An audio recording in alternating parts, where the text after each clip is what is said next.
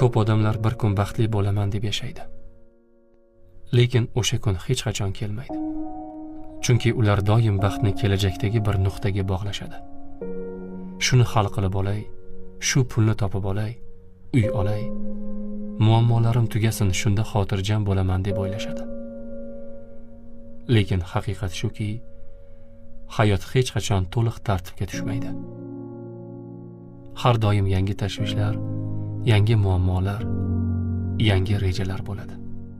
Agar baxtni nimanidir to'g'rilanishiga bog'lasang, u seni umr bo'yi kutib yashashga majburlaydi. Lekin hozirgi onni his qilsang, bor narsalaring uchun shukr qilsang, hayotni qanday bo'lsa shunday qabul qilsang, kutilmagan paytda chinakam baxtni his qilishing mumkin.